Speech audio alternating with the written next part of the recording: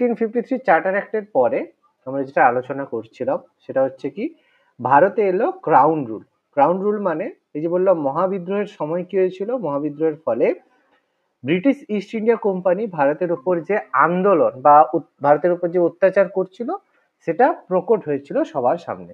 সেই কারণে ভারতে কি করলো, যাতে ভারতে এই ইস্ট ইন্ডিয়া কোম্পানির শাসনের পরিবর্তে রানীর শাসন মানে ইংল্যান্ডের রানীর শাসনের জন্য একটা আইন পাস করা হলো। সেটা হচ্ছে 1858 সালের ভারত শাসন আইন পাস করা হলো, গভর্নমেন্ট অফ ইন্ডিয়া পাস করা হলো, যার মাধ্যমে কি হলো, ইস্ট ইন্ডিয়া কোম্পানির হাত থেকে ক্ষমতা চলে গেল ইংল্যান্ডের রানীর হাতে। এরপরে আর ক্ষমতা কোম্পানির হাতে থাকবে না, টোটালি রানীর হাতে চলে যাবে। আর এটা কে করলো, সেই সময়ে ব্রিটিশ প্রধানমন্ত্রী ছিল লর্ড পামস্টোন। তিনি কি করলেন, এই আইনটা পাস করে দিলেন। অর্থাৎ এবার থেকে যা হবে সেটা রানীর নামেই শাসন হবে। এই জন্য এটা যেহেতু শাসন ব্যবস্থাটাকে ভালো করার জন্য হয়েছিল, সেই জন্য 1858 সালের আইনকে বলা হয় act of good government of India, বা ভারতে সুশাসনের আইন, অ্যাক্ট অফ গুড গভর্নেন্স বা গুড গভর্নমেন্ট অফ ইন্ডিয়া। ভারতের জন্য ভালো শাসনের জন্য এই আইন করা হয়েছে। অর্থাৎ এর ফলে কি হলো, পাওয়ারটা ইস্ট ইন্ডিয়া কোম্পানির হাত থেকে পাওয়ারটা ট্রান্সফার হয়ে গেল ক্রাউনের হাতে। এর ফলে যে দ্বৈত শাসন বা ডায়ার্কি ব্যবস্থাটা চলছিল, যেটাকে আমরা সত্যবিলোপ নীতি যে ব্যাপারটা চলছিল, সেটা অবলুপ্ত করে ভাইস রয় অ্যাপয়েন্ট করা হলো। এর আগে যেটা গভর্নর জেনারেল ছিল, আমরা জানি লর্ড ক্যানিং ছিল শেষ গভর্নর জেনারেল অফ ইন্ডিয়া, তার জায়গায় নতুন ভাবে তাকে পদ দেওয়া হলো ভাইস রয়। এবার এই ভাইস রয় টোটালি ক্রাউন মানে ব্রিটিশ পার্লামেন্ট থেকে অ্যাপয়েন্ট হয়ে আসবে। এর আগে গভর্নর জেনারেল বলো সব অ্যাপয়েন্ট করতো কারা, ইস্ট ইন্ডিয়া কোম্পানি। এই জন্য governor general of Bengal, governor general of India, এগুলো প্রত্যেকটা অ্যাপয়েন্ট করতো কারা, ইস্ট ইন্ডিয়া কোম্পানি। এবার থেকে ভাইস রয় সেটা অ্যাপয়েন্ট করবে কারা, ইংল্যান্ডের রানী অ্যাপয়েন্ট করবে। অর্থাৎ এই যে ভাইস রয় হবে, তিনি হবেন ব্রিটিশ সরকারের রাজ প্রতিনিধি, অর্থাৎ representative, direct representative of British crown. Okay, কে হলো, করা হলো লর্ড ক্যানিংকে। এই জন্য লর্ড ক্যানিং ভারতের শেষ গভর্নর জেনারেল এবং প্রথম ভাইস রয় হলো। এছাড়া আরেকটা পদ, নতুন পদ সৃষ্টি করা হলো, সেটা হচ্ছে ভারত সচিব, যেটাকে বলা হবে সেক্রেটারি অফ স্টেট। তিনি কে হবেন, তিনি হবেন ব্রিটিশ পার্লামেন্টের সদস্য। মানে এর আগে ইস্ট ইন্ডিয়া কোম্পানির মেম্বাররাই হতো, এরপরে কি হলো, ব্রিটিশ পার্লামেন্টের একজন সদস্য হবে, সেই সদস্যকে সেক্রেটারি অফ স্টেট বা ভারত সচিব হিসেবে ভারতে পাঠানো হবে। অর্থাৎ সে কি করবে, ভাইস রয় যে কাজ করবে সেই কাজগুলো সে তত্ত্বাবধান করবে, বা সে যদি কোনো ভুল করে ব্রিটিশ পার্লামেন্টের কাছে সেটা সে পেশ করবে। প্রথম ভাইস রয় হিসেবে অ্যাপয়েন্ট করা হলো আর্ল স্ট্যানলিকে। প্রথম ভাইস রয় কে ছিল, লর্ড ক্যানিং, আর প্রথম ভারত সচিব কে হলো আর্ল স্ট্যানলি। ওকে, এরপর এরপর কি হলো, 15 জন সদস্য বিশিষ্ট একটা উপদেষ্টা ব্যবস্থা গঠন করা হলো, যেটাকে বলা হলো কাউন্সিল অফ ইন্ডিয়া। মানে এরা কি করবে, উপদেষ্টা পরিষদ। দেখো, এরা তো সেক্রেটারি অফ স্টেট যে আসবে বা ভারত সচিব আসবে, তার তো ভারত সম্পর্কে সেরকম জ্ঞান নেই। সে ব্রিটিশ পার্লামেন্টের একজন সদস্য, তার ভারত সম্পর্কে কি জ্ঞান রয়েছে, কোনো জ্ঞান নেই, কিন্তু তার তো প্রচুর ক্ষমতা রয়েছে। সেই জন্য তার কাছে যেহেতু কোনো জ্ঞান নেই, সেই কারণে তাকে সহায়তা করার জন্য, যে দেখুন আপনি এই কাজটা যদি করেন তাহলে ভালো হবে, কারণ এখানকার লোক এটা চায়, তাহলে সেই উপদেশ দেওয়ার জন্য একটা উপদেষ্টা পর্ষদ, যার নাম হলো কাউন্সিল অফ ইন্ডিয়া, গঠন করা হলো। যারা কি করবে, এই ভাইস রয়কে উপদেশ দেবে যে আপনি এটা করুন, এটা করলে বেটার হবে, উপদেশটা। এছাড়া 1859 খ্রিস্টাব্দে লর্ড ক্যানিং একটা পোর্টফোলিও ব্যবস্থা চালু করলো। পোর্টফোলিও ব্যবস্থা মানে ডিপার্টমেন্ট ওয়াইজ, যে এখন যেমন অর্থমন্ত্রী, অর্থ দপ্তরের অর্থমন্ত্রী আছে, সেরকম প্রত্যেকটা দপ্তর ভিত্তিক, অর্থ দপ্তর, স্বরাষ্ট্র দপ্তর, তারপরে ডিফেন্স মানে আমাদের প্রতিরক্ষা দপ্তর, শিক্ষা দপ্তর আলাদা আলাদা আছে, এইটাকে পোর্টফোলিও ব্যবস্থা। এটা লর্ড ক্যানিং এর সময় লর্ড ক্যানিং এটা চালু করলো। এর আগে এরকম হতো না, এর আগে সবকিছু যে যা পারতো মেনটেন করতো, কোনো ডিপার্টমেন্ট ছিল না। অর্থাৎ বলতে পারি এই আইনের মধ্যে ভারত সরাসরি ব্রিটিশ উপনিবেশে পরিণত হল।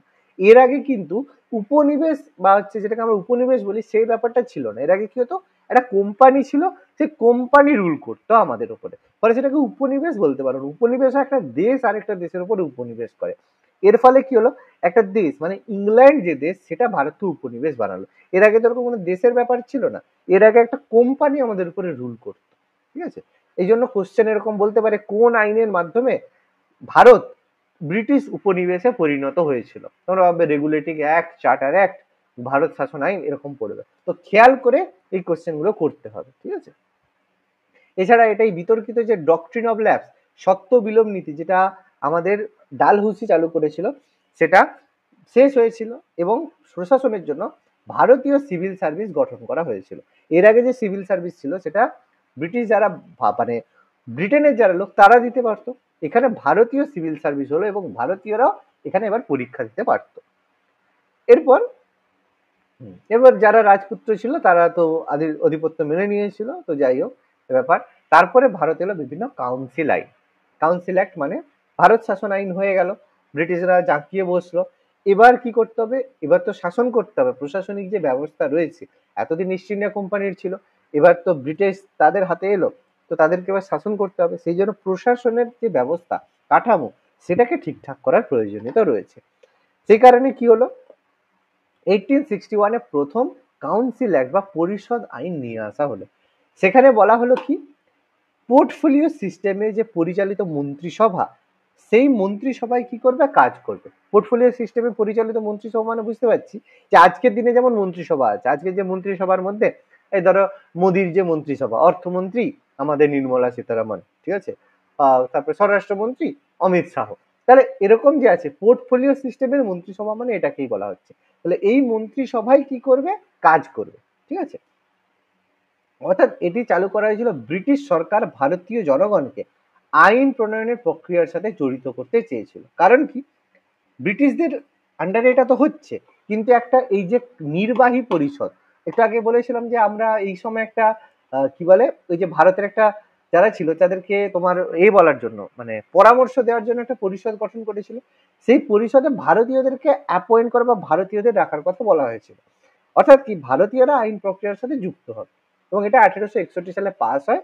এটাকে বলা হয় ভারতে ব্রিটিশ প্রশাসনিক কাঠামো সংস্কারের প্রথম ধাপ ছিল। প্রথমবার প্রশাসনিক ব্যবস্থাটাকে সংস্কার করা এটা প্রথম উদ্দেশ্য ছিল। কি কি বলা হলো, প্রথম উদ্দেশ্য ছিল যে বিকেন্দ্রীকরণের প্রবণতা। আমরা দেখলাম রেগুলেটিং অ্যাক্টে কি হয়েছিল, সমস্ত ক্ষমতা কেন্দ্রের হাতে দিয়ে দেওয়া হয়েছিল। এখন কি করা হলো, বিকেন্দ্রীকরণ মানে ডিসেন্ট্রালাইজেশন, মানে মাঝখানে একজন থাকবে কিন্তু ক্ষমতা আস্তে আস্তে ভাগ হয়ে যাবে। আজকে তুমি বলো না, আজকে ক্ষমতাটা কি শুধু কেন্দ্রের হাতে আছে? নিশ্চয়ই নেই, কেন্দ্রের হাতেও ক্ষমতা আছে আর আরো কিছু ক্ষমতা রাজ্যের হাতেও দিয়ে দেওয়া হয়েছে। অর্থাৎ ক্ষমতা কিন্তু এক জায়গায় কেন্দ্রীভূত নেই, ক্ষমতা আস্তে আস্তে ভাগ করে দেওয়া হয়েছে। এটাকে বলে বিকেন্দ্রীকরণ বা ডিসেন্ট্রালাইজেশন। এটা প্রথমবার 1861 কাউন্সিল অ্যাক্টে করা হয়েছিল। এছাড়া প্রতিনিধিত্বমূলক প্রতিষ্ঠান তৈরি করা হয়েছিল, মানে এই যে আইন প্রণয়ন করবে তার জন্য ভারতীয়দের একটা প্রতিনিধিত্বমূলক প্রতিষ্ঠান। প্রতিনিধি ব্যাপারটা কি, এই যে সাপোজ ধরো আজকে আমরা এমএলএ বলছি বা এমপি বলছি, এমএলএ এমপি কি, এমএলএ এমপি হচ্ছে একটা জায়গায় প্রতিনিধি। মানে সাপোজ যাদবপুর থেকে তো সবাই গিয়ে বলবে আমাদের এটা দরকার এটা দরকার এটা দরকার, তো বলতে পারবে না। তাহলে যাদবপুরের লোকেরা ভোট দিয়ে সায়নী ঘোষকে অ্যাপয়েন্ট করেছে তাদের এমপি হিসাবে, যে সেই সায়নী ঘোষ যাদবপুর লোকসভা কেন্দ্রের সমস্ত বিষয় নিয়ে আমাদের হয়ে বলবে, মানে দ্যাট ইজ দ্য প্রতিনিধি, রিপ্রেজেন্টেটিভ। সেটাই বলা হয়েছে ভারতীয়দের এখানে প্রতিনিধিত্বমূলক প্রতিষ্ঠানের সূচনা করা হয়েছে। এছাড়া মাদ্রাজ আর বোম্বে প্রেসিডেন্সির যে বিধানমণ্ডলী, মানে ওখানকার যে বিধানসভা, মানে আজকে যেরকম আছে, ক্ষমতা বাড়ানো হয়, নতুন 3টে আইন পরিষদ গঠন করা হয়। বাংলাতে তৈরি করে 1862-তে, উত্তর পশ্চিম সীমান্ত প্রদেশ নর্থ ওয়েস্ট ফ্রন্টায়ার প্রভিন্স, মানে আজকের দিনে যেটা পাকিস্তান, বেলুচিস্তান, খাইবার পাখতুন যেই জায়গাগুলো রয়েছে 1866-এ গঠন করা হয়। আর পাঞ্জাবে 1897-এ আইন পরিষদ গঠন করা হয়। নতুন লেজিসলেটিভ কাউন্সিল, আইন পরিষদ গঠন করা হয়, ঠিক আছে। এটাকে আমরা আপার হাউস বলি। বেঙ্গল 1862, নর্থ ওয়েস্ট 1886 আর 1897-তে তৈরি করা হয়। আচ্ছা, এটা হচ্ছে 1886 হবে, ঠিক আছে, 86 হবে, এটা 66 দেওয়া আছে, মানে হয়ে গেছে, ঠিক আছে, এটা আমি ঠিক করে দিচ্ছি। সেটা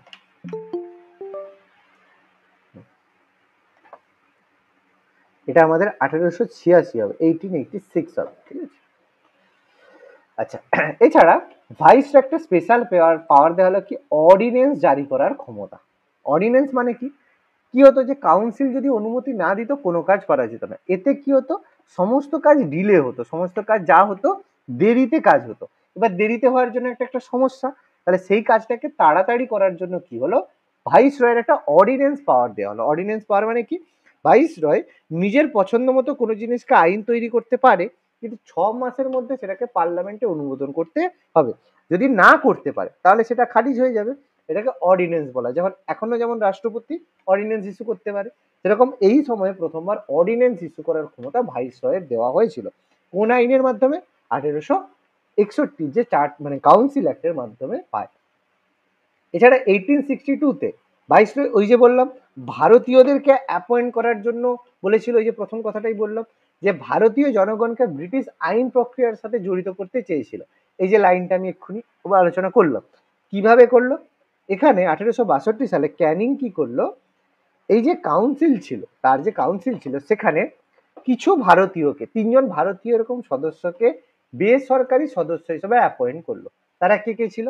বেনারসের রাজা, পাটিয়ালা মানে আজকে মানে পাঞ্জাবের যে পাটিয়ালা রয়েছে, পাটিয়ালার রাজা, আর স্যার দিনকার রাও। এই 3জনকে বেসরকারি ভারতীয় সদস্য হিসেবে অ্যাপয়েন্ট করেছিল। কিসের জন্য? পরামর্শ দেওয়ার জন্য। মানে তারা ওই পরামর্শ দেওয়ার জন্য থাকবে ক্যানিংকে। তার মানে ভারতীয়দেরকে অ্যাপয়েন্ট বলা যায়। কিন্তু কি এর অসুবিধার মধ্যে, এই যে গুরুত্বপূর্ণ যেটা বললাম অসুবিধা, এরা পরামর্শ দিত শুধু, কোনো রকমের কোনো মানে করতে পারতো না। তাদের কোনো মানে অ্যাক্টিভ তো ব্যাপার নয়, তাদের কোনো নির্বাচনে তারা থাকতে পারবে না, কোনো কিছু বিরোধিতা করতে পারবে না, শুধু পরামর্শ দেবে। সেই জন্য তারা সেভাবে আলোচনায় মেম্বার হয়ে গেছে, ব্যাস পয়সা পেয়ে যাচ্ছে, ব্যাস কোনো অসুবিধা নেই।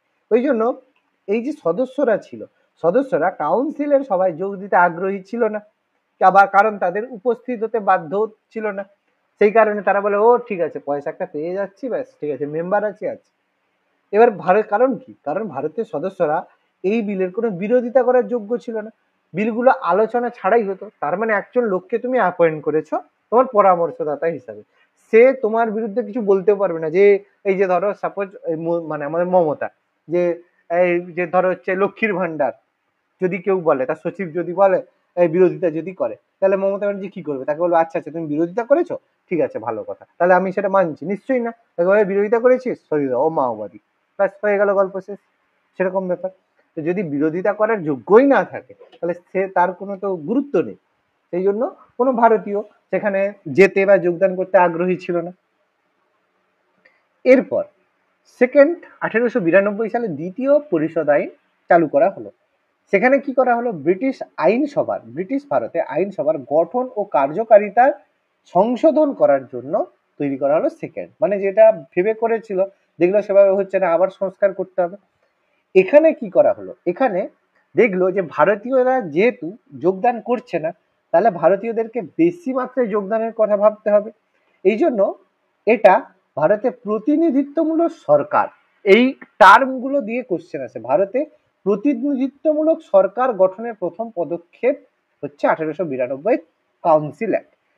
এর কারণ এখানে কি হলো, যে সদস্য ছিল সে সদস্য সংখ্যা বাড়ানো হলো, কেন্দ্রীয় প্রাদেশিক আইন পরিষদে অতিরিক্ত সদস্যের সংখ্যা বৃদ্ধি করা হলো, বাড়ানো হলো। বোম্বেতে 8 জন করা হলো, মাদ্রাজে 20 জন, বাংলায় 20 জন, নর্থ ওয়েস্ট প্রভিন্স যে বললাম উত্তর পশ্চিম প্রদেশ সেখানে 15 জন, আর অযোধ্যা বা অবধ সেটা হচ্ছে 15, কারণ অযোধ্যা সেই সময় সবচেয়ে হাইয়েস্ট রেভিনিউ পূর্ণ জায়গা ছিল, সেই জন্য সেটা আলাদা প্রভিন্স ছিল, আজকের দিনের মতো তো তখন ছিল না। তো যাই হোক, এখানে তারা যে সদস্যরা ছিল, যেসব ভারতীয় সদস্য বা ছাড়া ছিল, তারা ভোট দেওয়ার ক্ষমতা ছাড়া, যে এই জিনিসে ভোট দিতে পারবে না, কিন্তু বাজেট নিয়ে বিতর্ক করতে পারে। দেখো প্রথমে কোনো বিতর্ক বা কোনো কিছু বিরোধিতা করতে পারতো না, এখানে বললো যে তোমরা বিতর্ক করতে পারো, ঠিক আছে, প্রশ্ন জিজ্ঞেস করতে, মানে ফলো আপ প্রশ্ন জিজ্ঞেস করলেও বাধা হয়, শুধু বিতর্ক করতে পারো, ভোট দিতে পারবে না, কি ব্যাপারে ভোট দিতে পারবে না, বিতর্ক করতে পারো, কিন্তু আবার ফলো আপ মানে আবার যে বলা হলো একটা উত্তর দেওয়া হলো, সেই উত্তরের সাপেক্ষে তুমি আবার একটা প্রশ্ন করবে, সেরকম করতে পারবে না। মানে তুমি বিরোধিতা করতে পারো, কি ব্যাপার একবারেই বলো, মানে কনভারসেশন যে হয় সেরকম করতে পারো না। মানে বুঝতে পারছো, অনেকটা রেস্ট্রিক্টেড সবকিছু পাওয়ার দেওয়া হচ্ছে এই করার জন্য। ব্যাস গভর্নর যে ইন কাউন্সিলের মনোনয়নের নির্ধারণের নিরপেক্ষ অর্থাৎ অনুমোদন সাপেক্ষ ছিল। আচ্ছা এটা বললাম আমরা। এই যে ওয়ার্ড ইলেকশন, ঠিক আছে, বলা হয় কোন পরিষদ আইন বা কোন পরিষদ আইনে প্রথম নির্বাচন বা ইলেকশন কথাটা ব্যবহার করা হয়েছিল? সেটা হচ্ছে 1892 সালের কাউন্সিল অ্যাক্টে প্রথম ইলেকশন বা নির্বাচন কথাটা ব্যবহার করেছিল। The word election was now what mentioned, বলা হয়েছিল but a limited limited and indirect election, মানে এখনকার মতো ইলেকশন নয় যে পারবে তাকে ভোট দিয়ে দেবে, সেরকম ব্যাপার নয়। হুম, ভোটটা হতো লিমিটেড, মানে মুষ্টিমেয় কিছু লোক দিতে পারবে, মানে যারা হয়তো রাজারা আছে তারা ভোট দিতে পারবে, জমিদার তারা ভোট দিতে পারবে, এরকম ব্যাপার। সাধারণ মানুষ কিছু ভোট দিতে পারবে না। আর ভোটও হবে ইনডাইরেক্ট ইলেকশন, মানে ওখান থেকে কিছু লোক ডিসাইড করে আসবে যে এই জায়গার রাজারা যারা আসবে তারা ভোট দিয়ে কোনো একজনকে পাঠাবে, অর্থাৎ ইনডাইরেক্ট ইলেকশন হতো, ঠিক আছে, অর্থাৎ নমিনেটেড মেম্বার ইন্ট্রোডিউস, মানে অনেকটাই রেস্ট্রিক্টেড। এবার এখানে একটা মানে আজকের দিনের জন্য একটা বড় প্রশ্ন আসতে পারে যে আজকের দিনে দেখো ইলেকশন যে কোনো ভারতীয় আজকের দিনে ইলেকশন দিতে পারে, ঠিক আছে। তো এবার যদি প্রশ্ন করা হয় সবাই যে ইলেকশন দিতে পারে বা দেয়, এটা কি করে, এটা যে রয়েছে এটা কি ঠিক, না ইলেকশনটাকে রেস্ট্রিক্টেড করা উচিত যে এই যোগ্যতা যদি না থাকে তাহলে তুমি ইলেকশন দিতে পারবে না? যেমন আমি একটা কথা বলছি, সাপোজ ধরো কোনো এমএলএ বা এমপি যদি ভোটে দাঁড়াতে চায়, তার কোনো শিক্ষাগত যোগ্যতা নেই, কিন্তু একটা বয়সের যোগ্যতা আছে, যে যদি এমপি হয় তাহলে 25 বছর, বা এমএলএ যদি হয় 25 বছর যদি হয় তাহলে সে ভোটে দাঁড়াতে পারবে, কিন্তু আর তার কোনো শিক্ষাগত যোগ্যতা নেই। ভোট দেওয়ার ক্ষেত্রে সেরকম 18 বছরের নিচে কেউ ভোট দিতে পারবে না, 18 বছরের বেশি হলে যে কেউ ভোট দিতে পারবে। তার মানে এক্সট্রা কোনো কিন্তু রেস্ট্রিকশন নেই, যে কোনো ভারতীয় দিতে পারবে, কিন্তু আগে এটা ছিল না। তো এটা তোমাদের কি মনে হয় যে সবাই ভোট দিতে পারবে এটা ঠিক, না এটা কোনো রেস্ট্রিকশন দেওয়া উচিত? যেমন এমএলএ এমপিদের ক্ষেত্রে একটা শিক্ষাগত যোগ্যতার একটা রেস্ট্রিকশন হওয়া উচিত বলা হচ্ছে, সেরকম ভোট দেওয়ার ক্ষেত্রে যারা ভোটার হবে তাদেরও কি এরকম রেস্ট্রিকশন থাকা উচিত? তোমাদের কি মনে হয়? প্রীতি, তোমার কি মনে হয়? যারা ভোট দেবে, ভোটদাতা, তাদেরও কি এরকম কোনো রেস্ট্রিকশন দেওয়া 18 উচিত? বছর তো আছেই স্যার। হ্যাঁ বলো। 18 বছর তো করা আছে। হ্যাঁ আমি বলছি শিক্ষাগত যোগ্যতার ক্ষেত্রে রেস্ট্রিকশন কি করা উচিত, না যে কেউ এসে ভোট দিতে পারে? বর্তমানে ওয়েস্ট বেঙ্গলে করা উচিত। আচ্ছা মৈত্রীর কি মনে হয়,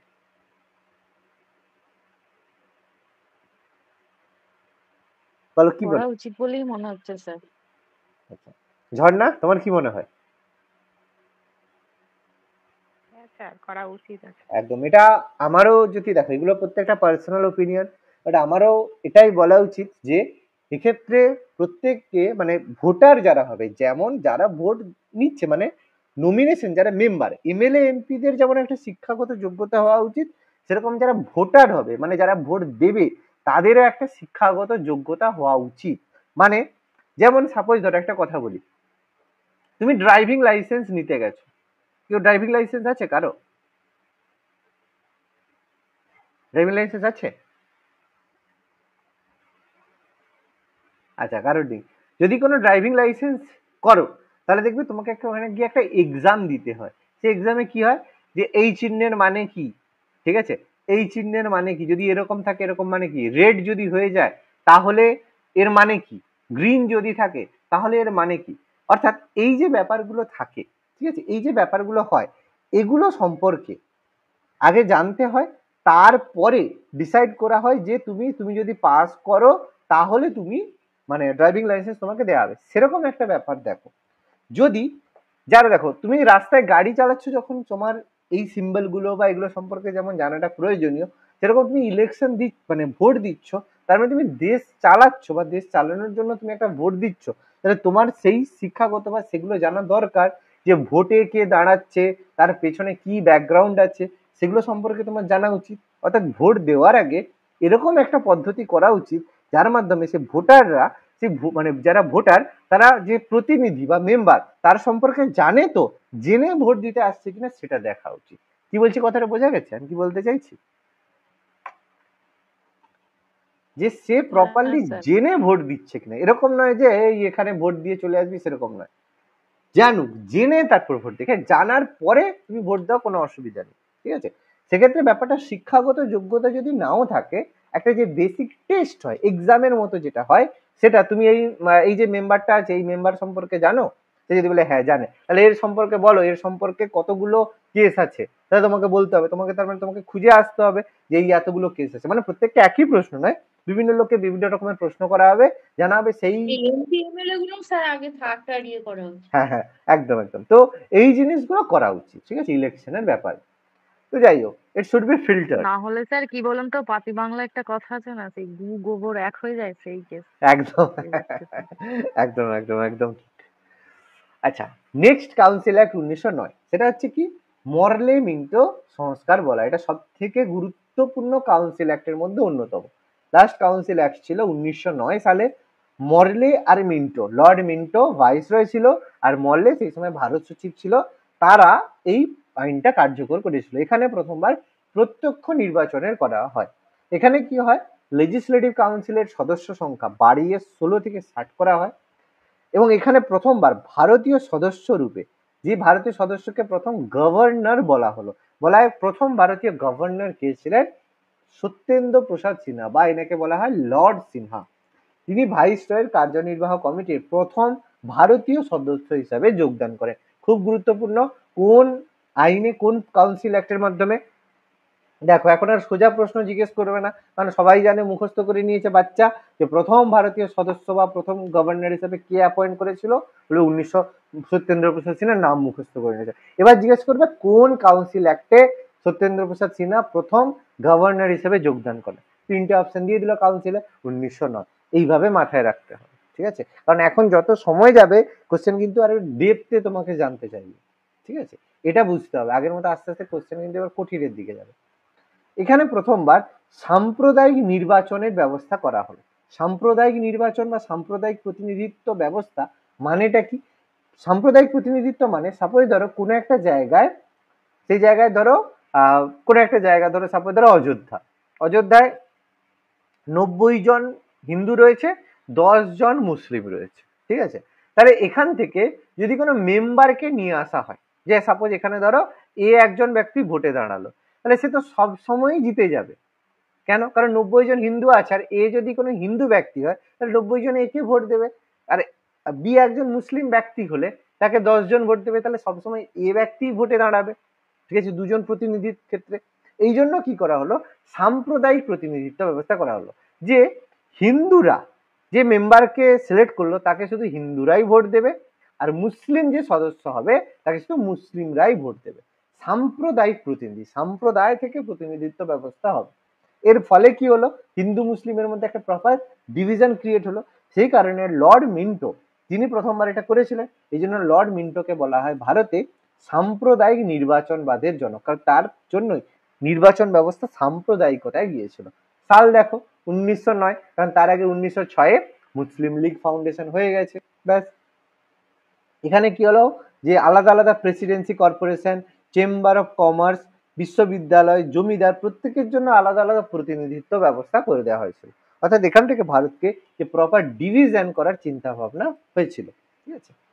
তো যাই হোক, এখান থেকে একটা ব্যাপার বুঝলাম, যে প্রথম নির্বাচন হয় এবং সেটা সাম্প্রদায়িক নির্বাচন ব্যবস্থায় পরিণত হয়। এরপর 1919 সালে আসে ভারত শাসনায় গভর্নমেন্ট অফ ইন্ডিয়া অ্যাক্ট। নিয়ে আসার উদ্দেশ্য, 1914-তে প্রথম বিশ্বযুদ্ধ হলো, 18 কমপ্লিট হলো।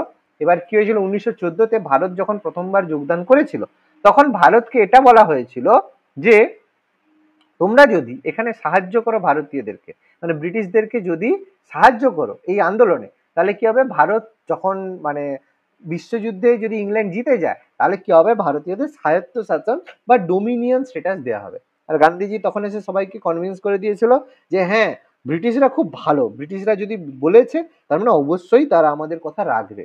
ব্যাস বললো, ভারতীয় সৈনিকরা গিয়ে সুন্দরভাবে যুদ্ধ করলো, যুদ্ধ করে ব্রিটেন মানে জার্মানিকে পরাজিত করে ভারতকে জিতিয়ে দিল।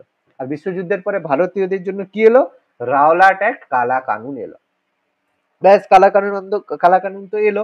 আর তার সাথে সাথে ভারতীয়দের জন্য নিয়ে আসা হলো 1919 সালের গভর্নমেন্ট অফ ইন্ডিয়া অ্যাক্ট বা ভারত শাসন আইন, যেটার নাম হলো মন্টেগু চেমসফোর্ড সংস্কার আইন। কারণ মন্টেগু ছিল, লর্ড চেমসফোর্ড ছিল, ভারত সচিব ছিল মন্টেগু, আর চেমসফোর্ড ছিল ভাইসরয়। আগে যেমন মরলেমিন্টো ছিল, এখানে মন্টেগু চেমসফোর্ড। তাহলে এরা কি করলো, এরা বললো না এবার আরো রেস্ট্রিকশন বাড়িয়ে দেওয়ার চিন্তা ভাবনা হলো। ভারতে যে মানে যে আমাদের পার্লামেন্ট ছিল সেটাকে দ্বিকক্ষ বিশিষ্ট আইনসভা করে দেওয়া হলো। একটা হবে নিম্ন কক্ষ, মানে এমন আজকে যেরকম আছে, একটা হবে উচ্চ কক্ষ। নিম্ন কক্ষের নাম হলো সেন্ট্রাল লেজিসলেটিভ অ্যাসেম্বলি, আর আমাদের নিম্ন কক্ষকে কি বলা হয়, লোকসভা। আর উচ্চ কক্ষ হলো রাজ্য পরিষদ, কাউন্সিল অফ স্টেট। আমাদের উচ্চ কক্ষকে কি বলা হয়, রাজ্যসভা। মানে উচ্চ কক্ষটা বলতে পারো একই রকম রয়েছে, কাউন্সিল অফ স্টেট রয়েছে, নিম্ন কক্ষ লেজিসলেটিভ অ্যাসেম্বলি। আর আমাদের ক্ষেত্রে এখন লেজিসলেটিভ কাউন্সিল হয়ে গেছে, আমাদের এখন পার্লামেন্ট হয়ে গেছে, ঠিক আছে। আর লেজিসলেটিভ অ্যাসেম্বলি সেটা আমাদের রাজ্যে রয়ে গেছে, কেন্দ্রীয় আইনসভা রাজ্য আইনসভা হয়ে গেছে। ওই জন্য রাজ্যের লোকেদের এমএলএ বলা হয়, member of legislative assembly, MLA রাজ্যের ক্ষেত্রে। আর কেন্দ্রের ক্ষেত্রে হয় এমপি, মেম্বার অফ পার্লামেন্ট বা সংসদ। এটা এখন হয়েছে।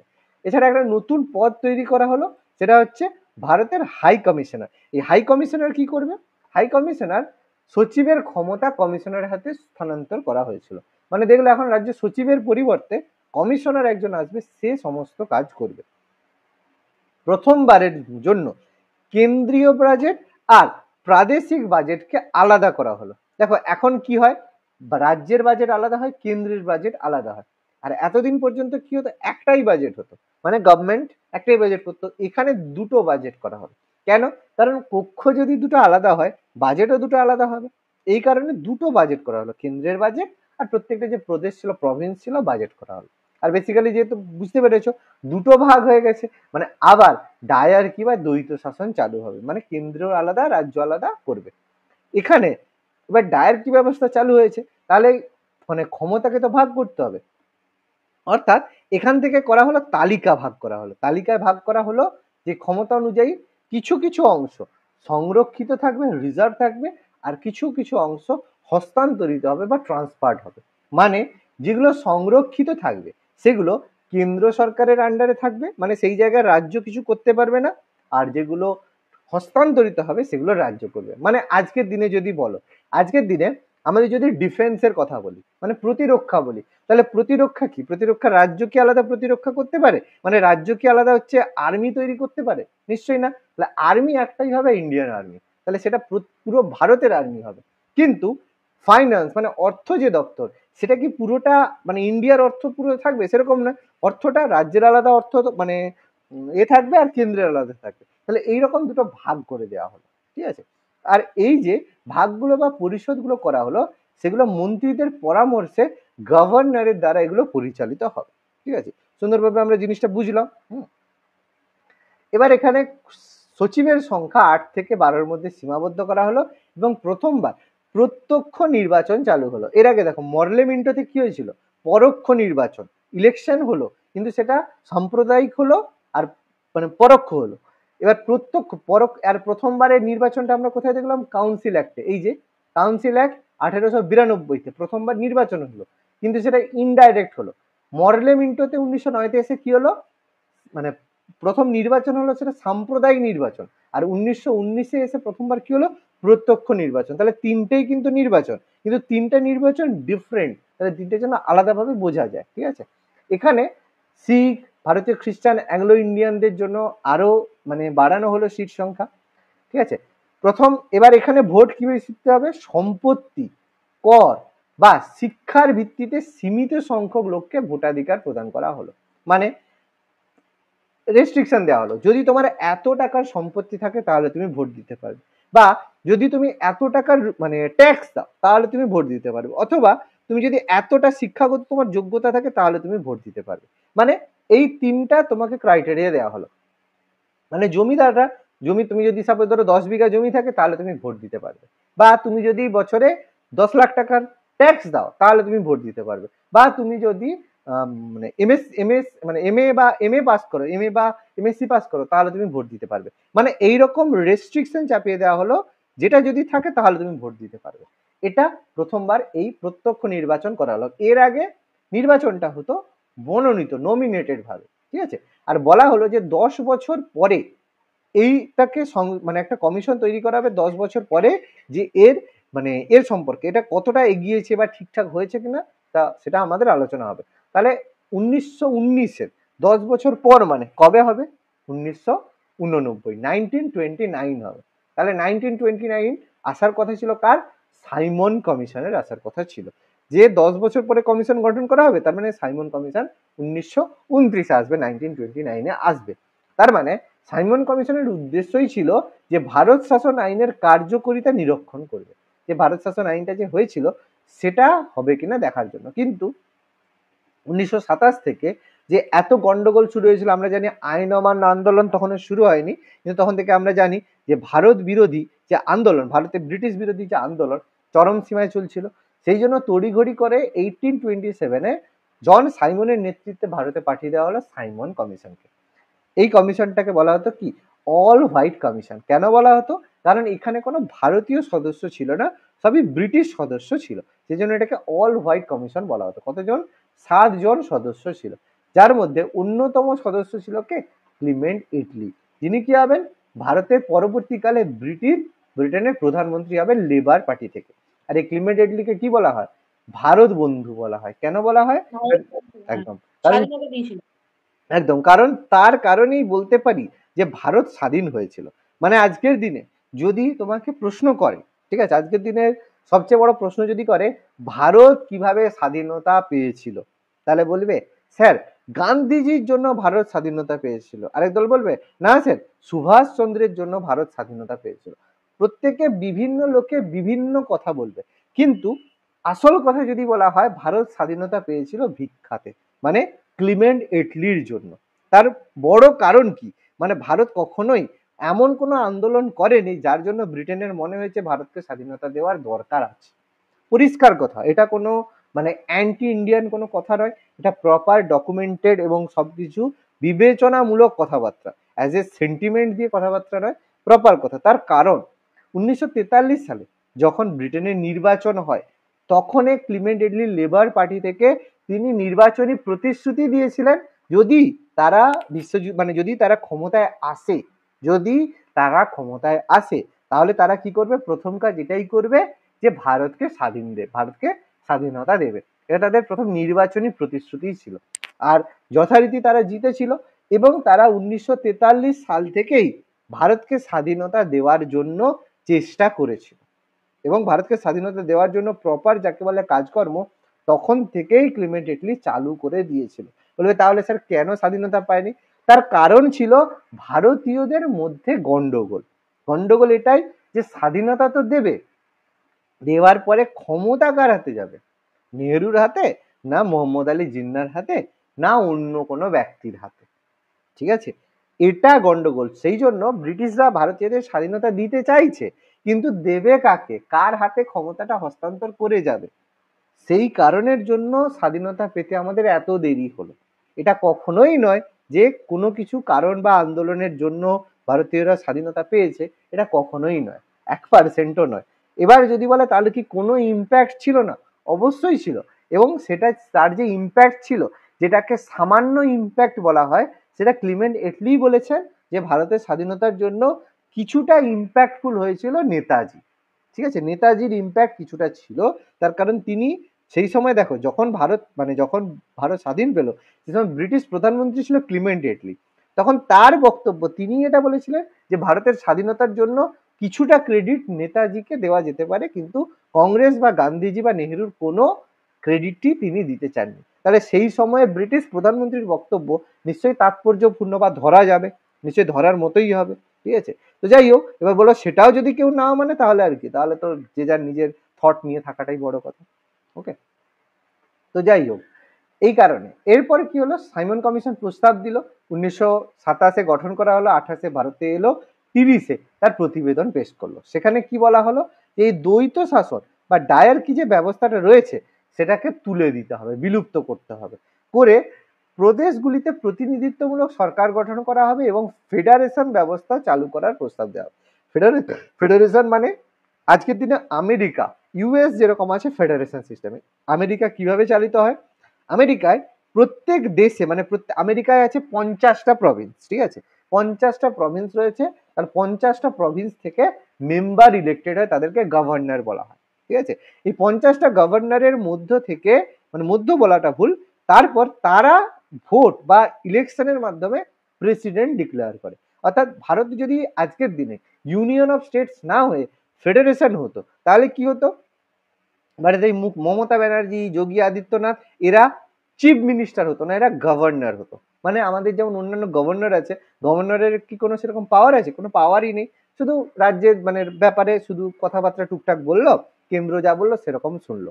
আমেরিকাতেও ব্যবস্থাটা সেরকম। ওই জন্য আমেরিকার সমস্ত ক্ষমতা প্রেসিডেন্টের হাতে পুরোপুরি থাকে। এই জন্য আমেরিকার প্রেসিডেন্টকে পৃথিবী মানে পৃথিবীরই বলা যায় সবচেয়ে শক্তিশালী ব্যক্তি আমেরিকার প্রেসিডেন্ট, সবচেয়ে পাওয়ারফুল পার্সন। তো এই ফেডারেশন চালু করার প্রস্তাব দিয়েছিল সেই সময় মানে আমাদের সাইমন কমিশনের পরীক্ষায় আসে যে প্রথম ফেডারেশন ব্যবস্থা প্রস্তাব কোন কমিশন দিয়েছিল বা কোন আইনের মাধ্যমে প্রথম ভারতে ফেডারেশন ব্যবস্থা চালু করার প্রস্তাব দেওয়া হয়, সেটা হচ্ছে সাইমন কমিশনের মাধ্যমে। এবার যেহেতু এখানে ভোটের ব্যবস্থায় সাম্প্রদায়িক ভোটের প্রস্তাব দেওয়া হয়েছিল, যে ভোট সাম্প্রদায়িক ভাবে হবে, মানে হিন্দুরা হিন্দুদেরই ভোট দিতে পারবে, মুসলিমরা মুসলিমদেরই ভোট দিতে পারবে। ফলে হিন্দু মুসলিম উভয়টা প্রত্যাখ্যান করে। তার একটা বড় কারণ কি ছিল বলতো? 1930-এর এই সময়ে হিন্দু মুসলিম অনেকটা এক হয়ে গেছিল। তার কারণ কি? মোহাম্মদ আলী জিন্নাহ সেই সময় পলিটিক্সে ছিলেন না, এবং সেই সময় মানে আমাদের হচ্ছে ভগৎ সিং, ঠিক আছে, বিশেষ করে ইম্প্যাক্টফুল ছিল সেই সময়ের ভগৎ সিং। যে ভগৎ সিং এর কারণে সে সময় হিন্দু মুসলিমের ইউনিটি তৈরি হয়েছিল, যেটা আমাদের সেভাবে পড়ানো হয় না, ঠিক আছে, যাই হোক সেটা আলাদা কথা। তো সেই কারণে হিন্দু মুসলিম এতটাই সেই সময় ইউনিটি হয়েছিল, মুসলিম লীগ আর কংগ্রেস হাতে হাত মিলিয়ে কাজ করছিল। সেই কারণে উভয়ই মানে মুসলিম লীগ বলো, হিন্দু মুসলিম প্রত্যেকে এটা প্রত্যাখ্যান করেছিল অনেকটা। মানে আমরা যদি আজকের দিনে বলি ভারতের এই স্বাধীনতা আন্দোলনের পিছনে মানে সবচেয়ে ইম্প্যাক্টফুল পার্সন কে ছিল, সেটা হচ্ছে ভগৎ সিং, যাকে আমাদের এক মানে বইয়ে শুধু ভগৎ সিং নাম দিয়েই তাকে ছেড়ে দেওয়া হয়েছে। এটা আমাদের কাছে খুব দুর্ভাগ্যজনক। এরপর এবার যখন এই মানে আমাদের সাইমন কমিশন ভারতে আসে 1927, তারা একটা রিপোর্ট দেবে। এবার ভারতীয়রাও তখন ঠিক করলো যে তারা একটা রিপোর্ট দেবে যে আমাদের কনস্টিটিউশন বা আমাদের যে শাসন ব্যবস্থা কেমন হওয়া উচিত বা আমরা কি চাইছি। সেই জন্য কি হলো, প্রত্যেকে ভারতীয়রা ঠিক করলো যে আমরা একটা ড্রাফট দেব। এবং সেই সময় লর্ড বিরকেন হেড ভারত সচিব ছিলেন। তিনি বললেন যে তোমরা বলো যে তোমরা কেমন সংবিধান চাও।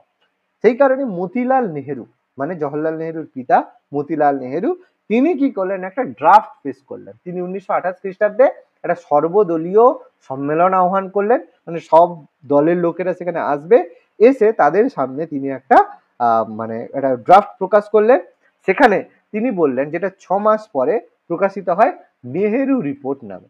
যে নেহেরু রিপোর্টে বলা হলো ভারতের সংবিধানের যে খসড়া, কেমন একটা সংবিধান তৈরি করা হবে, সংবিধানের মধ্যে কি কি থাকা উচিত, কি কি ব্যাপার রয়েছে, সেই নিয়ে তিনি একটা খসড়া পেশ করেন। এবং অবশ্যই যখন খসড়া হবে সেটা কংগ্রেসকে অ্যাপ্রুভ করতে হবে, কংগ্রেসকে বলতে হবে যে হ্যাঁ আমরা এটা অ্যাপ্রুভ করছি।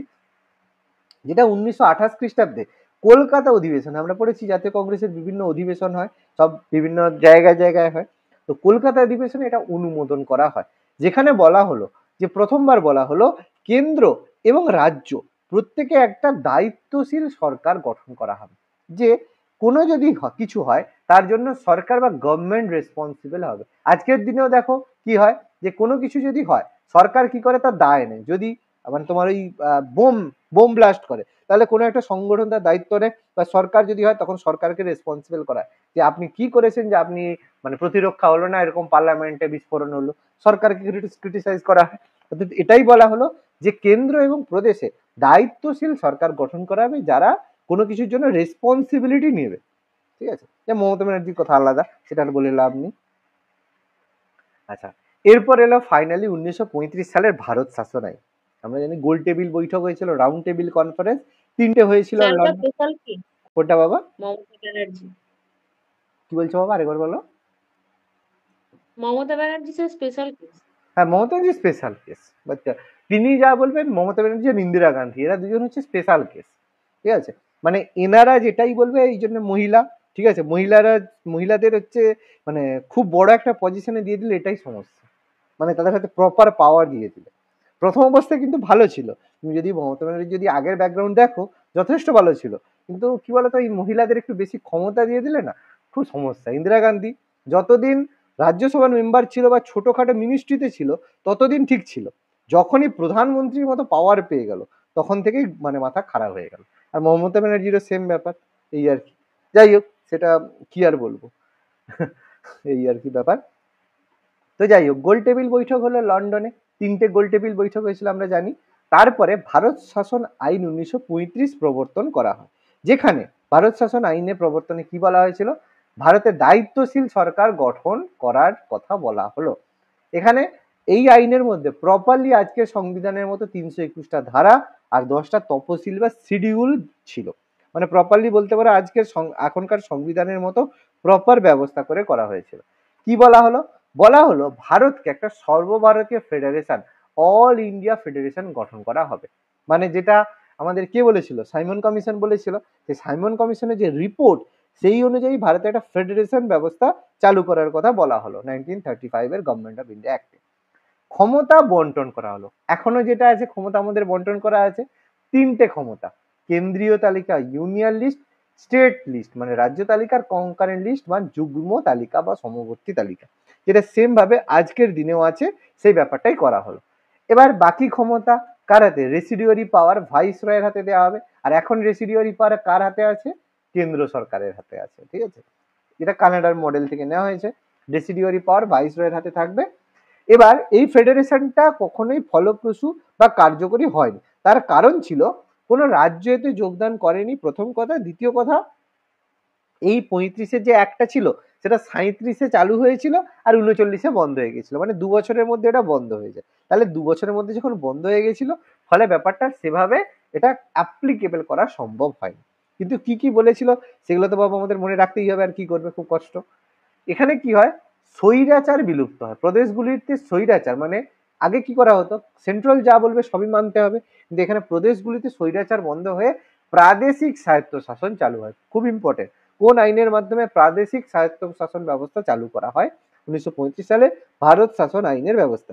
এবং দ্বিকক্ষ বিশিষ্ট আইনসভার বিলুপ্ত ঘটা, এর আগে বললাম প্রদেশে দ্বিকক্ষ বিশিষ্ট আইনসভা ছিল, এটা বন্ধ করে দেওয়া হলো প্রদেশে। দেখো, তার মানে এটা নয় যে পুরো দ্বিকক্ষ বিশিষ্ট আইনসভার বিলুপ্ত হয়েছে, কেন্দ্রে দ্বিকক্ষ বিশিষ্ট আইনসভা থাকবে কিন্তু রাজ্যে দ্বিকক্ষ বিশিষ্ট আইনসভা থাকবে না।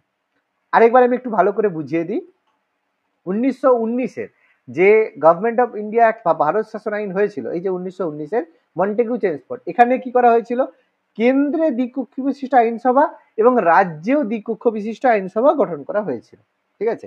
কিন্তু আর সেটাই কম বেশি চলছিল, কিন্তু এখানে কি করা হলো, 1935 সালের যে ভারত শাসন আইনে কি করা হলো, কেন্দ্রে যেমন আছে কোনো অসুবিধা নেই, কিন্তু রাজ্যের যে দ্বিকক্ষ বিশিষ্ট আইনসভা সেটাকে বিলুপ্ত করা হলো প্রদেশ, ঠিক আছে। এগুলো খেয়াল রাখতে হবে ভালো করে। এই জন্য প্রদেশগুলিতে দায়িত্বশীল সরকার প্রবর্তন করা হয় এবং গভর্নরকে প্রাদেশিক আইনসভার জন্য মন্ত্রীদের পরামর্শ নিয়ে কাজ করতে হয়। এখনো যেটা আছে সেম ব্যবস্থা এখনো রয়েছে।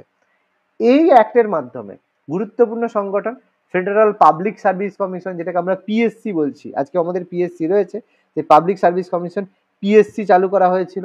এছাড়া প্রাদেশিক বা তোমার হচ্ছে ফেডারেল পাবলিক সার্ভিস কমিশন, প্রাদেশিক পাবলিক সার্ভিস কমিশন, মানে ফেডারেল বলতে পারো আজকের দিনে ইউপিএসসি, ঠিক আছে, আর প্রাদেশিক মানে আজকের দিনের মানে স্টেট পিএসসি। আর জয়েন্ট পাবলিক সার্ভিস কমিশন আমাদের এখনো আছে, জেপিএসসি, জয়েন্ট পাবলিক সার্ভিস কমিশনও আছে। এছাড়া ফেডারেল কোর্ট, মানে আমাদের যে কোর্ট ব্যবস্থা সেটা ফেডারেল স্ট্রাকচারের উপর ফেডারেল কোর্ট, এবং সবচেয়ে গুরুত্বপূর্ণ যেটা গঠন করা হয়েছিল 1935-এ, রিজার্ভ ব্যাংক অফ ইন্ডিয়া, যেটাকে আমরা আরবিআই বলছি, আরবিআই। এবং এই আরবিআই গঠনের পেছনে সবচেয়ে বড় ভূমিকা যদি বলা হয় কার ছিল, সেটা হচ্ছে ডক্টর বি আর আম্বেদকর। কারণ আরবিআই যে টোটাল গঠিত হয়েছে সেটা ডক্টর বি আর আম্বেদকরের লেখা একটা বইয়ের উপর ভিত্তি করে। সে বইটার নাম the problem of Indian rupee and it's origin. এই বইটার থেকে রিজার্ভ ব্যাংক গঠন করা হয়েছিল, অসবর্ন স্মিথ ছিল। যাই হোক, সেটা আমরা রিজার্ভ ব্যাংক ইকোনমিক্স আমরা কম বেশি পড়েছি, না পড়লে আমরা আবার রিজার্ভ ব্যাংক সম্পর্কে পড়বো। তো যাই হোক, তো এখানে প্রথমবার যুক্তরাষ্ট্রীয় আদালত গঠন করা হলো, ফেডারেল কোর্ট গঠন করা হলো। ফেডারেল কোর্ট মানে কেন্দ্র, মানে যে রাজ্যে যে আইনসভাটা হবে, যে আইন হবে সেভাবে হবে। 10% লোককে ভোটের অধিকার দেওয়া হয়েছিল, এর আগে রেস্ট্রিক্টেড ছিল, এবার 10% মানুষ, মানে ভোটটা আরো বেশি বাড়ানো হলো। আর 37 সালে এটাকে কার্যকরী করা হয়েছিল। এখানে আরো কিছু বলা হয়েছিল, যে সেপারেট ইলেকশন দেওয়া হয়েছিল। সেপারেট ইলেকশন মানে আলাদা আলাদা নির্বাচন ব্যবস্থা, ঠিক আছে। সেপারেট ইলেকটোরেট দেওয়া হলো, যেখানে বলা হলো যারা ডিপ্রেসড ক্লাস থাকবে, ডিপ্রেসড ক্লাস মানে যারা পিছিয়ে পড়া শ্রেণী থাকবে, আর ওমেন মানে মহিলাদের জন্য আলাদা আলাদা সেপারেট ইলেকশন হবে। মানে মহিলাদের মেম্বারের জন্য মহিলারা ভোট দেবে, মহিলাদের জন্য সেপারেট ইলেকশন। ডিপ্রেস ক্লাস মানে যারা অচ্ছুত যাদেরকে বলা হচ্ছে, মানে এসসি এসটি যাদের বলা হচ্ছে, তাদের জন্য সেপারেট ইলেকটোরেট এক্সটেন্ড করা হলো। তারপর সেক্রেটারি অফ স্টেট মানে যেটাকে আমরা ভারত সচিব বলা হচ্ছে, প্রোভাইডেড টিম অফ অ্যাডভাইজার মানে উপদেষ্টা পর্ষদ করা হলো। কাউন্সিল অফ ইন্ডিয়া, এতদিন যেটা ওই যে কাউন্সিল অফ ইন্ডিয়া ছিল, যেটা আমাদের সত্যেন্দ্র প্রসাদ সিনহা ছিল, দিনকার রাও স্যার যারা ছিলেন, কাউন্সিল অ্যাক্টে যেগুলো করা হলো, সেই কাউন্সিল অ্যাক্টটাকে কাউন্সিল অফ ইন্ডিয়া এটাকে টোটালি অ্যাবলিশ করে দেওয়া হলো। ঠিক আছে। এছাড়া provinces allowed to act S A independent unit of administration, যারা রাজ্যগুলো প্রভিন্সগুলো রয়েছে তারা ইন্ডিপেন্ডেন্ট ভাবে শাসন করতে পারত। আর আবার 1935 সালে দ্বৈত শাসন চালু করা হয় ডায়ার্কি। এখানেও সে আগের মতো সংরক্ষিত বিষয় আর হস্তান্তরিত বিষয় হিসেবে ডায়ার্কিতে বলে দেওয়া হলো। যেমন রাজ্য তালিকা কেন্দ্র তালিকা ছিল, সেভাবে এখানেও বিষয়গুলোকে রাখা হলো। এবার মাথায় রাখবে খুব ইম্পর্টেন্ট একটা জায়গা, সেই সময় 11টা প্রভিন্স ছিল, 11টা প্রদেশের মধ্যে 6টা এরকম প্রদেশ ছিল যেই প্রদেশে দ্বিকক্ষ বিশিষ্ট আইনসভা ছিল, বাকি 5টাতে কিন্তু ছিল না। অর্থাৎ প্রথম থেকে তো ছিল, এবার কিছু ওই যে বললো মানে কেন্দ্রের দ্বিকক্ষ বিশিষ্ট আইনসভা বন্ধ করা হলো, 5টায় বন্ধ হলো, কিন্তু 6টায় ছিল। সেই 6টা কি কি?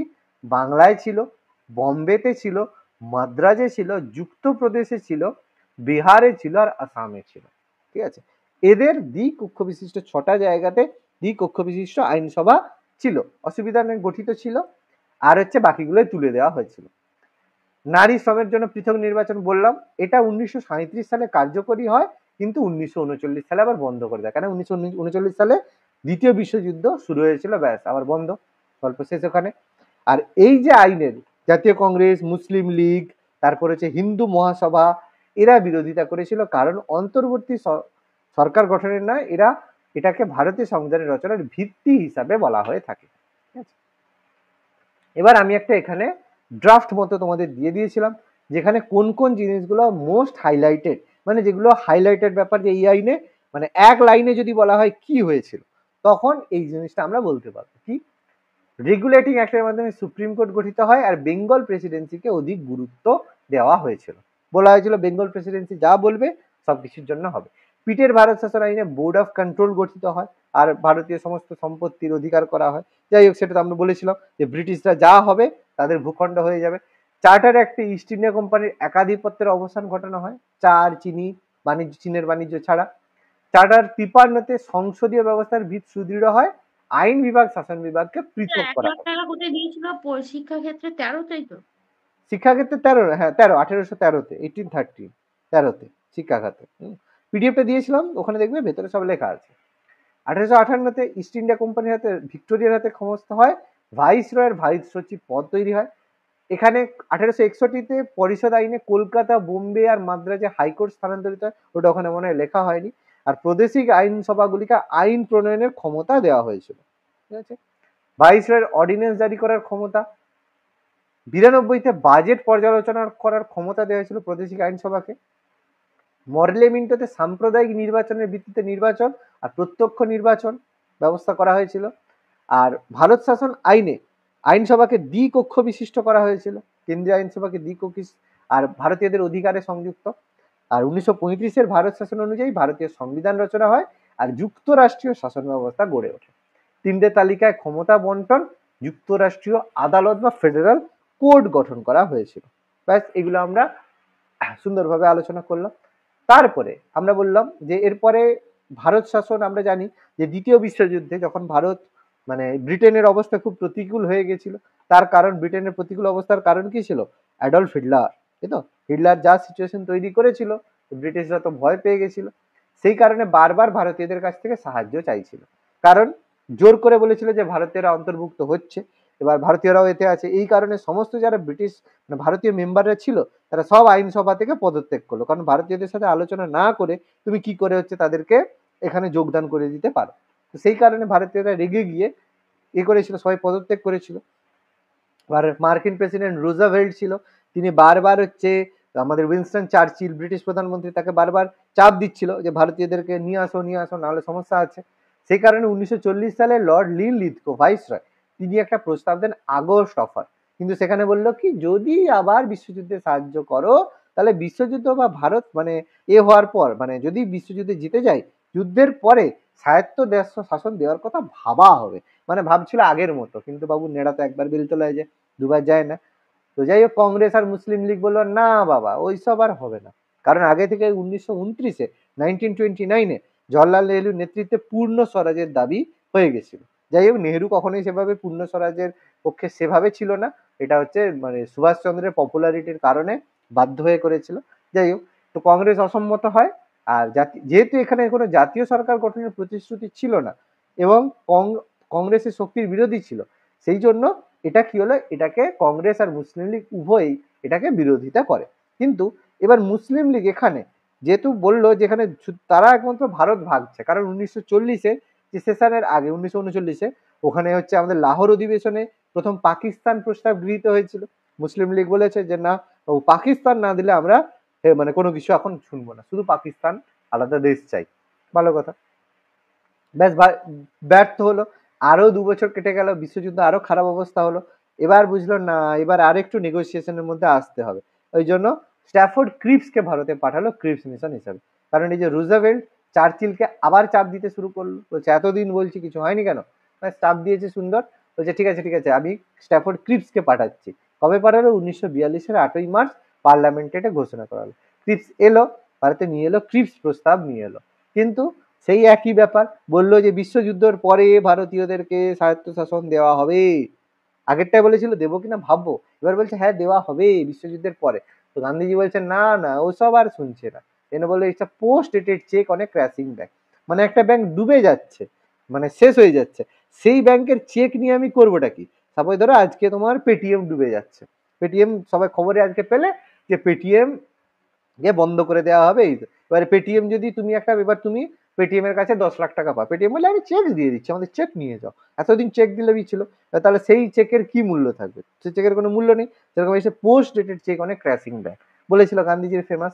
তো এখানে ক্রিপস তার যে ক্রিপস মিশনে বললো সমানুপাতিক প্রতিনিধিত্বের ভিত্তিতে গণপরিষদ নির্বাচন করা হবে, সংবিধান রচনার জন্য নির্বাচিত সংস্থা গঠন করা হবে, নির্বাচন সংস্থার 1/6 গণপরিষদের সদস্যদের নির্বাচন করা হবে, এইসব ব্যাপার যারা তো বললো। কিন্তু ওই একটা কথা কি বললো যে সবই হবে বাবু যুদ্ধের পরে। তখন বললো ঠিক আছে যুদ্ধের পরে হবে, যদি যুদ্ধের পরেই তাহলে কথা হবে, আর কিছু মানছি না মানবো না, ব্যাস গল্প শেষ। তাহলে ব্যাস চলে গেল। এবার এলো লাস্ট পাঠালো ওয়াভেল। ওয়াভেল বললো না কিছুই চলছে না যখন, চলো লর্ড ওয়াভেল তখন আমাদের ভাইস রয় ছিল, 43-এ তিনি এলেন, এসে ওয়াভেল পরিকল্পনা পেশ করলো 1945-এ 1945 সালে লর্ড ওয়াভেল তার ওয়াভেল পরিকল্পনা পেশ করলো। সেখানে বললো যে ওয়াভেল বললো যে একটা সিমলাতে একটা অধিবেশন রাখলো। সিমলা কেন বলা হলো সিমলা অধিবেশন? কারণ সিমলায় সেই সময়ে ব্রিটিশদের ক্যাপিটাল বা রাজধানী ছিল গ্রীষ্মকালীন আর শীতকালীন, এরকম দুটো মানে রাজধানী, ধর্মশালা আর সিমলা, ঠিক আছে, শীতকালীন আর গ্রীষ্মকালীন এরকম ভাবে সেশন হতো, ঠিক আছে, এখনো যেরকম রাজধানী আছে। তো সেখানে সিমলাতে অধিবেশন হয়েছিল। তো সেখানেও আবার কংগ্রেস আর মুসলিম লীগের মধ্যে গন্ডগোল। দেখো অলরেডি কিন্তু এই সময় থেকে স্বাধীনতা দেওয়ার কথা অলরেডি আগে থেকে শুরু হয়ে গেছে, কিন্তু হলে হবে না নিজেদের মধ্যে গন্ডগোল মিটালে হবে। ব্যাস, কংগ্রেস থেকে গেল মৌলানা আবুল কালাম আজাদ আর মুসলিম লীগ থেকে গেল লিয়াকত আলী খান। কেউ কারো ব্যাপারে সমর্থ নয়। এ বলে মানে কংগ্রেস বলে ভারত ভাগ হতে দেবো না, আর মুসলিম লীগ বলে পাকিস্তান ছাড়া বাবু আমি তো কথা বলবো না। ব্যাস, দুজনে দুরকম কথাবার্তা, কোনো সলিউশন নেই, ওয়াভেল পরিকল্পনা ব্যর্থ হলো। ব্যাস, এরপর এলো ক্যাবিনেট মিশন 1946। বললো অনেক হয়েছে, এবার হচ্ছে খচে গেছে আমাদের লর্ড ক্লিমেন্ট, মানে আমাদের ক্লিমেন্ট এটলি এবার খচে গেছে, বলছে এবার বাবু আমি পাঠাচ্ছি, শেষ হলে হবে, নাহলে আমরা যা বলবো এবার মানতে হবে। এবার বাবু ধৈর্যের তো একটা সীমা আছে, এতদিন ধরে যতবার বুঝাচ্ছে কেউ বুঝছে না, ওই জন্য পাঠিয়ে দিল ক্যাবিনেট মিশনকে। ক্যাবিনেট মিশনকে পাঠিয়ে দিল কে? ওই শ্রমিক দল, ক্লিমেন্ট এটলি, ভারত বন্ধু ক্লিমেন্ট এটলি আর ভারত সচিব হিসাবে পেথিক লরেন্স। তারা মিলে বললো ঠিক আছে ক্যাবিনেট মিশন পাঠিয়ে দিচ্ছি। পেথিক লরেন্সকে পাঠিয়ে দিল, স্ট্যাফোর্ড ক্রিপসকে পাঠিয়ে দিল, আর এভি আলেকজান্ডারকে পাঠিয়ে দিল। আগেরটা ক্যাবিনেট মানে আমাদের ক্রিপস মিশনে ক্রিপসকে হেড করেছিল, বাকি দুজন সহযোগী হিসাবে ছিল। এবারে কি করা হলো, হেড করা হলো পেথিক লরেন্সকে, আর বাকি দুজনকে সহকারী হিসেবে পাঠালো। ক্যাবিনেট মিশন ভারতে এলো, এসে বললো যে আমরা এবার গণপরিষদ গঠন করছি। 1946 সালে আমরা গণপরিষদ তৈরি করছি স্বাধীনতা দেওয়ার জন্য। এতদিন বহু রকম বলছি নিজেরা ঠিক করো, নিজেরা ঠিক করতে পারোনি যখন, এবার আমরা মানে আমরা যা বলবো বাবু তাই শুনতে হবে, আমাদের ড্রাফট শুনতেই হবে। ব্যাস। ক্যাবিনেট মিশন ভারতে এলো সংবিধান রচনা করার জন্য এবং গণপরিষদ গঠনের জন্য। এবং এই সময় অন্তর্বর্তীকালীন সরকার গঠন করা হয়েছিল, যার মাধ্যমে যাতে ক্ষমতাটাকে সঠিকভাবে হস্তান্তর করা যেতে পারে সেই কারণের জন্য। ব্যাস। এবার সেই অনুযায়ী গণপরিষদের এই অনুযায়ী অন্তর্বর্তীকালীন সরকার গঠন করা হলো 46-এ। এখানে একটা বড় ব্যাপার রয়েছে। যাই হোক, 14 জনের সদস্য বিশিষ্ট সরকার গঠন করা হলো। এই 14 জনের মধ্যে 6 জন ছিল কংগ্রেস সদস্য, 5 জন ছিল মুসলিম লীগ সদস্য, 1 জন ছিল শিখ সদস্য, 1 জন ছিল ভারতীয় খ্রিস্টান সদস্য, আর 1 জন ছিল পারসি সদস্য। সব ধর্মের লোকেদের নিতে হবে, নাহলে গন্ডগোল আছে। তো যাই হোক, এই 14 জনের মধ্যে 12 জনের নাম কি হবে ঘোষণা করা হয়। কংগ্রেস থেকে আমাদের জওহরলাল নেহেরু, সর্দার প্যাটেল, ডক্টর রাজেন্দ্র প্রসাদ, অরুণা আসফ আলী, চক্রবর্তী রাজা গোপালাচারী, তারপর হচ্ছে শরৎচন্দ্র বসু, এরা ছিল। ঠিক আছে। তারপর এবার এখান থেকে তারপর হচ্ছে জন মাথাই, যিনি পরবর্তীকালে ভারতের রেলমন্ত্রী হন, সর্দার বলদেব সিং, শিখ থেকে সর্দার বলদেব সিং, সাফাত আহমেদ খান, ভারতীয় খ্রিস্টান, তারপরে হচ্ছে CH ভাবা, ভারতীয় পারসি, আর বাকিরা তো আমাদের কম মানে অন্যান্য এ থেকে মুসলিম লীগের সদস্য থেকে মোটামুটি রয়েছে। শরৎচন্দ্র বসু মুসলিম লীগ থেকে ছিল। ঠিক আছে। জগজীবন রাম কংগ্রেস থেকে ছিল, বাকিরা মোটামুটি কম বেশি মুসলিম লীগ থেকে ছিল। সৈয়দ জাহির আলী, ঠিক আছে, এরা সব আমাদের মুসলিম লীগ ছিল। সাফাত আহমেদ খান, এরা সব মুসলিম লীগের সদস্য ছিল। এবার 1946 সালে এই 2 সেপ্টেম্বর অন্তর্বর্তীকালীন যে সরকার শপথ গ্রহণ করে। এবার মুসলিম লীগ এটা অংশগ্রহণ করেনি।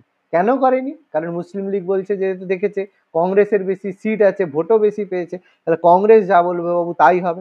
অর্থাৎ তারা যে বলেছিল যে পাকিস্তান ভাগ করতে হবে, তার কথা তারা কেউ শুনবে না। ব্যাস, তাহলে কি করতে হবে? চলো গন্ডগোল করো। জওয়াহরলাল নেহরুকে ভাইস প্রেসিডেন্ট অ্যাপয়েন্ট করে দেওয়া হলো। এবার জিন্না বলছে না, আমি তো যাব না, কারণ আমি ভোট কম পেয়েছি। এই জন্য বারবার রিকোয়েস্ট করার পরে 26শে অক্টোবর এসে 5 জন সদস্য অন্তর্বর্তীকালীন সরকারে যোগ দেয়। তার আগে দ্য গ্রেট ক্যালকাটা কিলিং হয়ে গেছে, সেগুলো আমি এখানে ডিসকাশন করছিলাম। মানে কলকাতায় হচ্ছে যাকে বলা হচ্ছে হিন্দুদের ওপরে টোটালি মানে একটা মাস রেপ থেকে শুরু করে করা হয়েছিল। যাই হোক, সোহারওয়ার্দী খা মুসলিম লীগ করেছিল, তো সেটা আমি এখানে ডিসকাস করছি না। মুসলিম লীগ সদস্য থেকে লিয়াকত আলী খান, চন্দ্রীগড়, আব্দুল রাব নিস্তার, গজনব আলী খান, যোগেন্দ্রনাথ মন্ডল, এদেরকে পাঠানো হলো। আর পরবর্তীকালে এরা কেউ শরৎ বসু, সাফাত আহমেদ খান, জাহির আলী, এরা পদত্যাগ করেছিল।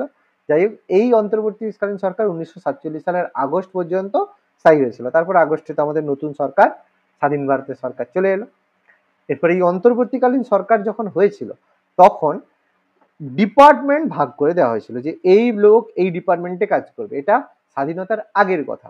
তাহলে সেখানে জওহরলাল নেহরুকে বিদেশ বিষয়ক মন্ত্রী আর কমনওয়েলথ মানে এখন আমাদের কমনওয়েলথ আছে, কমনওয়েলথ তাদেরকেই বলা হয়। এখন অনেক দেশ আছে যারা একসময় ব্রিটিশদের উপনিবেশ ছিল। এবার উপনিবেশ থাকার কারণে প্রত্যেকের যে উদ্দেশ্য একই, যে আমরা জনগণের জন্য এই করব, আমাদের এই হবে সেই হবে, মানে প্রত্যেকের কম বেশি উদ্দেশ্য একই হলে সেগুলোকে কমনওয়েলথ বলে। কিন্তু কমনওয়েলথে দেখবে ভারত মেম্বার, চায়না মেম্বার, মানে ইংল্যান্ড মেম্বার, কিন্তু আমেরিকা মেম্বার না। ঠিক আছে। এই জন্য কমনওয়েলথ গেম দেখবে ভারতে হয়, যেটা কংগ্রেস হচ্ছে আমাদের বিশাল বড় ঘোটালা করেছিল, কমনওয়েলথ কেলেঙ্কারি। তো যাই হোক, সবই আছে এখানে। আমাদের প্যাটেলকে নেহেরু বিদেশ মন্ত্রী এবং তার সাথে সাথে কমনওয়েলথের মন্ত্রী, আর বল্লভভাই প্যাটেল স্বরাষ্ট্রমন্ত্রী, আর রাজেন্দ্র প্রসাদ কৃষি মন্ত্রী বা খাদ্যমন্ত্রী, জন মাথাই শিল্পমন্ত্রী, জগজীবন রাম শ্রমমন্ত্রী, সর্দার বলদেব সিং প্রতিরক্ষা মন্ত্রী। এর মধ্যে বেশিরভাগই অন্তর্বর্তীকালীন সরকারের যে ডিপার্টমেন্টে ছিল, স্বাধীনতার সময় বেশিরভাগ সে তার ডিপার্টমেন্ট সেভাবে পেয়েছিল। কিছু কিছু পাল্টে ছিল, যেমন লিয়াকত আলী খান সেই সময় অর্থমন্ত্রী ছিল, পরবর্তীকালে তো লিয়াকত আলী খান ওদিকে চলে গেছে, তো তিনি নেই। CH ভাবা কার্যমন্ত্রী, তারপরে আব্দুল রব নিসার ডাক মন্ত্রী, অরুণা আসফ আলী রেলমন্ত্রী, রাজা গোপালাচারী শিক্ষামন্ত্রী, চন্দ্রীগড় বাণিজ্য মন্ত্রী, গজনব আলী স্বাস্থ্যমন্ত্রী, আর যোগেন্দ্রনাথ মন্ডল আইন মন্ত্রী।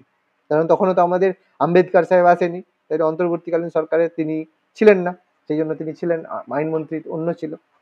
এবার লর্ড মাউন্টব্যাটেন পরিকল্পনা হলো 3 জুন, মানে ক্লিমেন্ট এটলি বলকান প্ল্যান, বা যেটাকে আমরা মাউন্টব্যাটেন প্ল্যান বলে থাকি, সেটা ইন্ট্রোডিউস করলো, যেখানে বলা হলো যে ভারত ভাগ হবে, ডিসাইডেড হয়ে গেল এই অঞ্চল নিয়ে হবে। ভালো কথা। এবার বলা হলো যে 1947 সালে 3 জুন ভারতে এই আইনটা নিয়ে আসা হবে। এরপর বলে তো দেওয়া হলো, এবার আইন পাস করতে হবে। এই জন্য 1947 সালে ভারতের স্বাধীনতা আইন পাস করা হলো 14ই জুলাই, খুব ইম্পর্টেন্ট ডেট, 1947 14ই জুলাই ভারতের স্বাধীনতা আইন ইন্ডিয়া ইন্ডিপেন্ডেন্স অ্যাক্ট পাস হলো, যে ভারতকে স্বাধীনতা দেওয়া হবে, 15ই আগস্ট ভারতকে স্বাধীনতা দেওয়া হবে। আগের দিন 14ই আগস্ট পাকিস্তানকে দেওয়া হবে আর 15ই আগস্ট ভারতকে স্বাধীনতা দেওয়া হবে। এবার যেহেতু এটা মনে রাখবে দুজনের কিন্তু একই দিনের কথাই বলা হয়েছিল, ঠিক আছে, একই দিনের কথা বলা হয়েছিল, কিন্তু পাকিস্তানরা ভারতীয়দের যেদিন স্বাধীনতা হয়েছে সেই দিন তারা কখনোই চায় না যে ভারত আর পাকিস্তানের স্বাধীনতা দিবস একই দিনে হবে, সেজন্য তারা 14 তারিখটা সেলিব্রেট করে, কারণ ভারতের সাথে যাই হোক ব্যাপার স্যাপার আছে সুন্দর। তো যাই হোক এখানে নতুন মানে আইন দেওয়া হলো, বলা হলো। এবার এখানে অ্যাক্ট আছে, যেটা আমরা ভারতের যে স্বাধীনতার অ্যাক্ট গুলো, এখানে 1947 সালে ভাইস রয়, যেহেতু ভাইস রয় যেটা হতো ব্রিটিশ পার্লামেন্ট থেকে হতো, তাহলে সে ভাইস রয় প্রথার অবসান ঘটিয়ে দেওয়া হলো। অবসান ঘটিয়ে দিয়ে প্রত্যেক ডোমিনিয়নের জন্য একটা করে গভর্নর জেনারেল অ্যাপয়েন্ট করা হলো, যেহেতু ডোমিনিয়ন। কিন্তু এটা কতদিন? যতদিন না ভারতের হচ্ছে সংবিধান চালু হচ্ছে। কারণ কি, যতক্ষণ না সংবিধান চালু হচ্ছে, সংবিধান অনুযায়ী তো একজন করে হেড তৈরি হবে, যে হেড হবে তার হাতে সবকিছু দেওয়া হবে। কিন্তু যতক্ষণ না সংবিধান তৈরি হচ্ছে ততক্ষণ তো একজন হেড অফ দ্য স্টেট রাখতে হবে, সেই হেড অফ দ্য স্টেট থাকবে গভর্নর জেনারেল। এবং সেই গভর্নর জেনারেল হিসেবে প্রথম অ্যাপয়েন্ট করা হলো আমাদের লর্ড মাউন্ট ব্যাটেনকে। লর্ড মাউন্ট ব্যাটেন হচ্ছে স্বাধীন ভারতের প্রথম গভর্নর জেনারেল ছিল লর্ড মাউন্ট ব্যাটেন। তো করা হলো। এরপর লর্ড মাউন্ট ব্যাটেন তো চলে গেলেন ভারত স্বাধীনতার পরে, দেওয়া হলো সি রাজা গোপালাচারী, তিনি 1950 সাল পর্যন্ত আমাদের গভর্নর জেনারেল ছিলেন। 1950 সালে যখন সংবিধান কার্যকরী হয়ে গেল, তাহলে তখন হেড হয়ে গেল কে? রাষ্ট্রপতি। রাষ্ট্রপতি হয়ে গেল আমাদের রাজেন্দ্র প্রসাদ স্যার। এবং সেই সময় থেকে আর কোনো গভর্নর জেনারেলের ব্যাপার নেই, এবার রাষ্ট্রপতি আমাদের হেড অফ দ্য স্টেট হয়ে গেল। সুন্দর। এবার আমরা 1947 সালে 15ই আগস্ট স্বাধীনতা পেয়ে গেলাম। আর স্বাধীনতার পরে ভারতের যে মন্ত্রিসভা সেই হিসাবে হলো, এলোকে জওয়াহরলাল নেহরু প্রধানমন্ত্রী আর পররাষ্ট্রমন্ত্রী, বল্লভভাই প্যাটেল স্বরাষ্ট্রমন্ত্রী উপপ্রধানমন্ত্রী, রাজেন্দ্র প্রসাদ প্রথম অবস্থায় কিন্তু কৃষিমন্ত্রী বা খাদ্যমন্ত্রী ছিল 1947 সাল থেকে 50 পর্যন্ত। এবার যখন স্বাধীন হলো, তারপরে যখন রাজ্য আমাদের যখন সংবিধান কার্যকরী হলো, তখন সে তার আমাদের রাষ্ট্রপতি হয়ে গেছে, কিন্তু ততদিন পর্যন্ত সে কৃষিমন্ত্রী ছিল। মৌলানা আব্দুল কালাম আজাদ শিক্ষামন্ত্রী, জগজীবন রাম শ্রমমন্ত্রী, বলদেব সিং প্রতিরক্ষা মন্ত্রী, রাজকুমারী অমৃতা কৌর স্বাস্থ্যমন্ত্রী, ভাবা বাণিজ্য মন্ত্রী, জন মাথাই রেলমন্ত্রী, সম্মুখম চেট্টি অর্থমন্ত্রী, আম্বেদকর সাহেব আইনমন্ত্রী। তিনি পরবর্তীকালে নেহরুর সঙ্গে গন্ডগোলের কারণে পদত্যাগ করেন। তো যাই হোক, শ্যামাপ্রসাদ মুখার্জি শিল্পমন্ত্রী, এবং তার সাথে সাথে আমাদের হচ্ছে কেসি নিয়োগী ত্রাণ নিয়মমন্ত্রী আর কার্যমন্ত্রী গ্যাডগিলকে করা হলো। ঠিক আছে, তো এই হলো আমাদের টোটাল গল্প, যেটা আমরা টোটাল পিডিএফটা আমি দিয়েছিলাম। ঠিক আছে, তো যাই হোক আজকে টোটালটাই আমি ডিসকাস করে দিলাম, আগের দিনটা করিয়েছিলাম। পরের দিন প্রত্যেকে এটা পড়ে আসবে, তাহলে এটা থেকে আমি টোটাল কোশ্চেন অ্যান্সার জিজ্ঞেস করবো। পরের দিন পড়ে আসবে তো এই টপিকটা?